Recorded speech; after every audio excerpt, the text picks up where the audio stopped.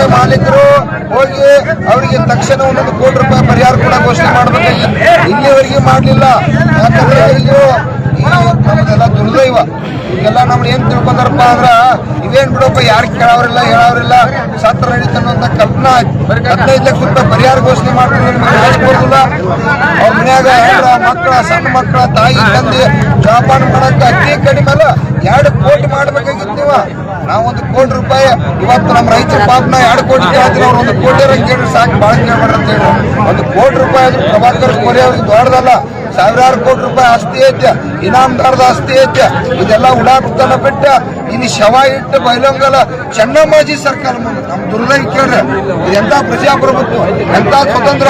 ಜಿಲ್ಲಾಡಳಿತ ಕೂಡ ಜವಾಬ್ದಾರಿ ಇರ್ಬೇಕು, ಪೊಲೀಸ್ ಇಲಾಖೆ ಜವಾಬ್ದಾರಿ ಇರ್ಬೇಕು. ಅಂತವ್ರ ಮೇಲೆ ಕಾನೂನು ಕ್ರಮ ಕೂಡ ತಗೋಬೇಕು. ವಿಚಾರ ಮಾಡ್ರಿ. ಇವತ್ತ ನಿಜವಾಗಿಯೂ ಮಾಲಕರ ಮೇಲೆ ಆಗ್ಬೇಕು, ಮಾಲಕರ ಸೇಫ್ಟಿ ಮೇಂಟೈನ್ ಮಾಡ್ಬೇಕ. ಇವತ್ತ ಇದು ಒಂದ ಅಲ್ಲ, ಇನ್ನು ಮುಂದೆ ಏನಾದ್ರು ಸಣ್ಣ ಬಿಟ್ರಪ್ಪ ಅಂತಂದ್ರ ಎಲ್ಲಾ ಕಡೆ ಅನಾಹುತ ಆದ್ರೂ ಕೂಡ ಇವ್ರು ಯಾರು ಕೇರ್ ಮಾಡುದಿಲ್ಲ. ಮಾಲಕರ ಮೇಲೆ FIR ಆಗ್ಬೇಕು, 1 ಕೋಟಿ ರೂಪಾಯಿ ಪರಿಹಾರ ಕೊಡ್ಬೇಕಂತ ನಾವು ಅಲ್ಲಿವರೆಗೆ ನಾವು ಇಲ್ಲಿ ಎಲ್ಲಂಗಿಲ್ಲ. ಈಗಾಗಲೇ ಆ ಗ್ರಾಮಸ್ಥರೆಲ್ಲ ಆ ಶರೀರವನ್ನು ಇಲ್ಲೇ ಇಟ್ಕೊಂಡರು. ಅವ್ರ ಜೊತೆ ನಾವು ಕೂಡ ಇಲ್ಲೇ ನೌಕರಿ ಕೂಡ ಕೊಡ್ಬೇಕ, ಕುಟುಂಬಕ್ಕೆ ಕಡ್ಡಾಯ ಕೊಡ್ಬೇಕ, ರಕ್ಷಣೆ ಮಾಡ್ಬೇಕ. ಬದುಕಿರೋರಿಗೆ ಕಾರ್ಖಾನೆ ಮಾಲೀಕರ ಕುಟುಂಬ ರಕ್ಷಣೆ.